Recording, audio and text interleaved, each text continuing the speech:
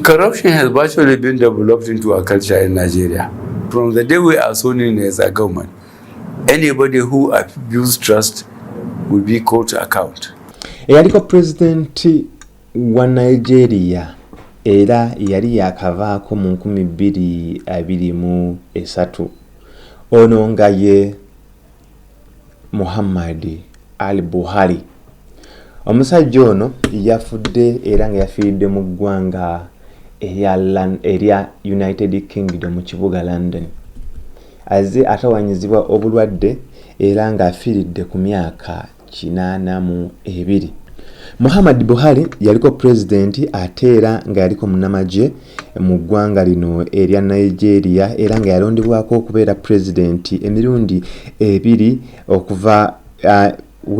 okuva Nigeria we yava mu nkola we yagenda mu nkola eya civilian rule mu 1999. Muhammadu Buhari musajja abadde musiraamu era nga afudde musiraamu ng'ono ava mu kika ekitibwa Fulani be bamu ku tribes eza Nigeria era nga ava mu Daula Katsina State mu Nigeria North Province. Yazaalibwa mu December mu 1942. Nkugambye abadde munnamagye omutendeke era nga obutendeke bwe yasomerako mu ssomero ery'obwannamagye mu Kaduna State. Ono yavaayo okutendekebwa n'agendako mu Great Britain, India saako ne United States of America.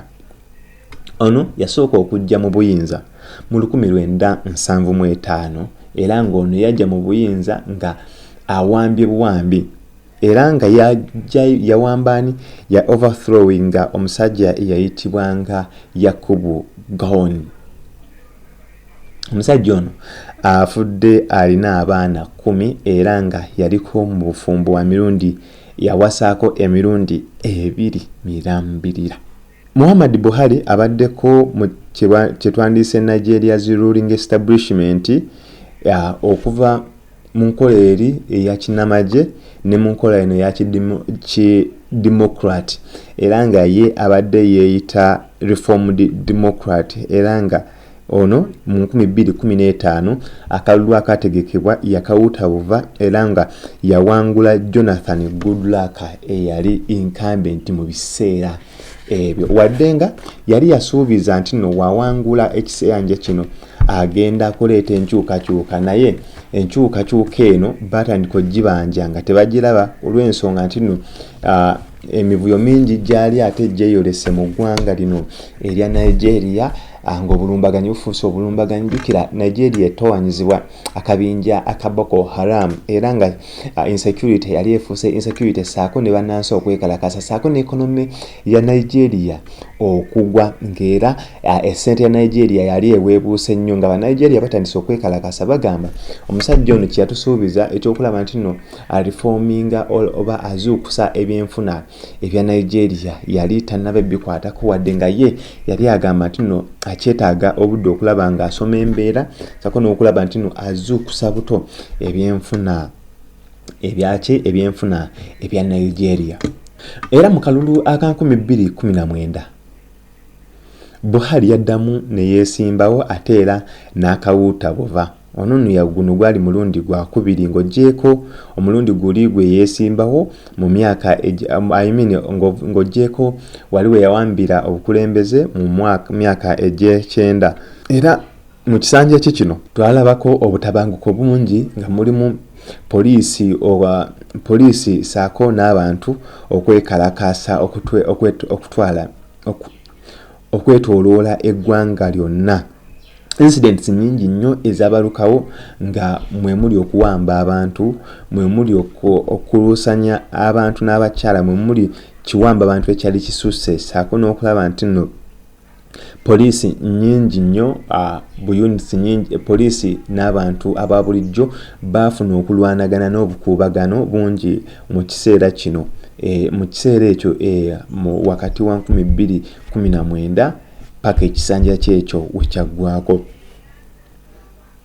Buhari wano yavaayo n'ategeeza nga wagenda okukola obukubirire okulaba nga ayamba eggwanga okulaba nga litebenkera saako n'okulaba nti n'aleetawo ebyokwerinda ebyannamaddala nkugambye nti neggwanga lino lyali litawanyizibwa era nga likyatawanyizibwa akabinja kano aka Boko Haram akaali kajja nga kanyaga ebintu by'abantu okuwamba abantu saako n'okutta abantu n'okwokya ennyumba z'abatuuze era Buhari engeri gyali omusiraamu ate nga ne kana akabinja k'abasiraamu yagamba nti no agenda kulaba nga afuna engeri yonna gy'atebenkeza eggwanga lino n'okulaba nti akabinja kano tekaddamu kutulugunya bantu wadde nga akabinja kano tekassa mukono. Akabinja kano kasinga okweyoleka mu kisanja ekya Jonathan Goodluck nga baali baagala namuwamba bagamba nti no eggwanga erya Nigeria lirina kufugibwa nkola ya sharia ate nga Jonathan Goodluck yali musajja mu kristaayo kale ne balonda Buhari nga bagamba Buhari nga we bamulonza at least wanaabawo obulembe akalembeekereza naye ate akalembeekereza kali katono nnyo embeera neddamu okulaba nga ate esajjuka buto. Waliwo speech gye yayogera we yali ku mukolo oba we yali mu lutuula olwa UN. Speech eno yali mu 2022 wano yavaayo n'asekeeterera oba yavaayo n'alumba abakulembeze ba Africa abeeremeza mu buyinza era nga bakola buli kyonna ekisoboka okulaba nga bongezaayo age limit ne term limits benywereze mu buyinza n'agamba kino nno kibi nnyo era nga kyekyali kizizza ebyenfuna bya Africa saako ne Africa yennyini emabega ng'agamba nti no kino it's not acceptable era n'avumirira nnyo abakulembeze abeeremeza mu buyinza olw'okuba baagala okukola ki okwetwa benoonyeza ebyabwe ng'agamba nti nno abakulembeze abo basaana beddeko beekubemu mutima balekera ate abalala nabo basobole okukola ki basobole okulaba nga ate batwala Africa mu maaso. Era ono yavaayo n'asuutasuuta ono yamuddira mu bigere ono nga ye Tinubu ava mu kibiina ekya APC kye kibiina kyennyini ekya Muhammadu Buhari kyeyali yeesimbiddemu era ekyamuleeta mu buyinza era ng'ono yavayo n'asemba Aboro Tinubu okulaba nga ate yamuddira mu bigere. Tinubu ono naye musajja akuliridde emyaka 72 era nga kati wenjogera ye incumbent president ow'eggwanga erya Nigeria. Era ono yamuwaana ng'amugamba he is the best successor mu kibiina kye kino ekya APC. Secretary General, distinguished delegates, ladies and gentlemen, firstly I wish to thank the General Assembly for the honor bestowed on the government and people of Nigeria by electing our national, His Excellency Tijani Muhammad Bande, to the presidency of the 74th session of this august body. This is indeed a great honor to our country. Nigerians are truly grateful and shall endeavor to live up to the expectations and the responsibilities thrust upon us. Ambassador Muhammad Bande is an experienced and seasoned diplomat, and I am confident that he will prove to the international community his suitability for this most demanding assignment. Let me also offer my sincere thanks to the outgoing President, Her Excellency Maria Fernanda Espinosa Carrez, for her skill, resourcefulness, and endless reservoir of patience in piloting the 73rd General Assembly.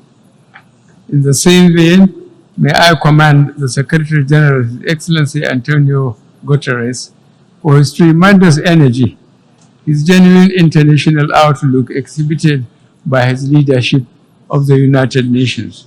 Your Excellencies, delegates, the theme of the current General Assembly is galvanizing multilateral efforts for poverty eradication, quality education, climate action, and inclusion. These are the prime areas calling for collective action which will benefit national and global interests. Today, the world is at a critical juncture. This year marks the first anniversary of the International Day of Multilateralism and Diplomacy for Peace. This year also marks the 100 years of the founding of the League of Nations, leading eventually to the establishment of the United Nations as a part of the post-war World War II international order. Article 1, Paragraph 4 of the United Nations Charter called for harmonizing the actions of nations in the attainment of common ends. These common ends include A, international peace and security, B, prosperity and social justice, C, respect for human dignity, and D, protection of environment. Multilateralism, symbolized by the United Nations system, has brought immense benefit to the people of the world. It has saved lives, prevented wars, restored peace and stability, as well as generated economic and social progress in many countries. Mr. President, Your Excellencies, we must admit that as the world grows richer, there are regrettable signals in the world economic and political order. Millions in Africa and around the world remain in abject poverty. Furthermore, we are witnessing a backlash against multilateralism in the shape of a rising tide of racism, xenophobia, resurgent nationalism, populism, and tendencies towards protectionism and unilateralism. The pristine principles of the United Nations appear threatened. On cessation of hostilities after World War II, the United States, in one of the greatest selfless undertakings in history, decided to revive Europe through the Marshall Plan and uplift and restore Japan economically. This generous policy catalyzed a great economic revival globally. This action of the United States not only benefited Europe and Japan, but the United States as well, through vastly improved trade and cross-investment. The United States and Europe have become friends and allies since the end of the war. The United States and Japan also become friends and allies. This example can be replicated with respect to Africa.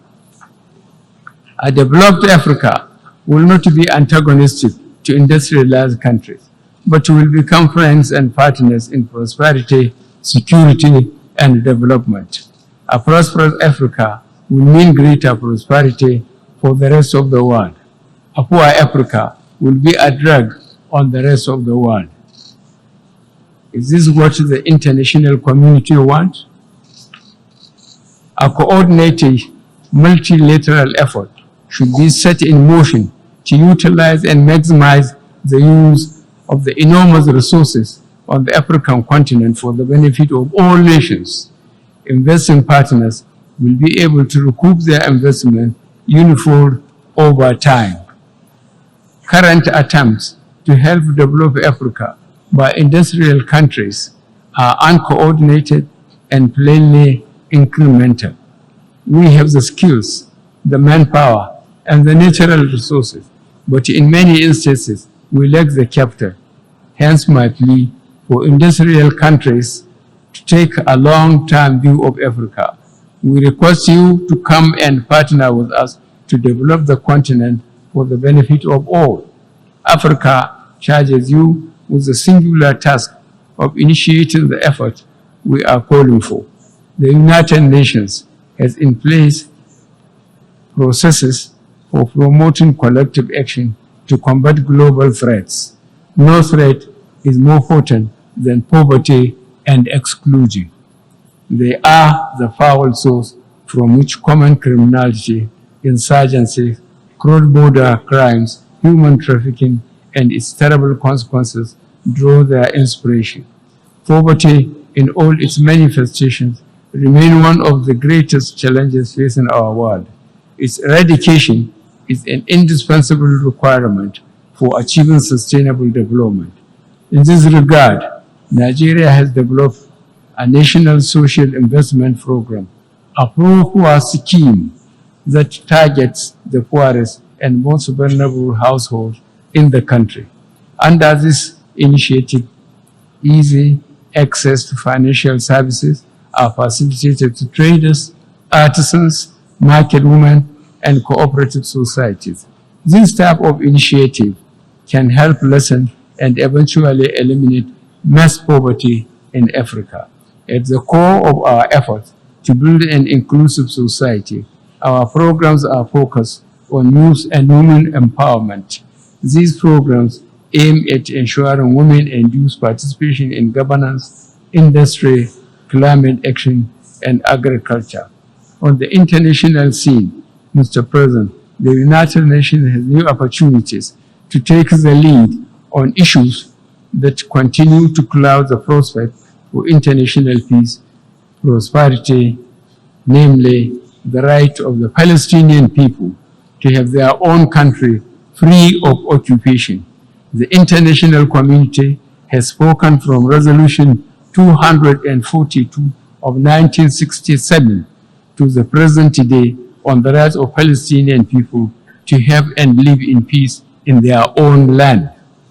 The risks associated with nuclear proliferation and unfair and unjust trading practices notwithstanding the World Trade Organization rules and precepts.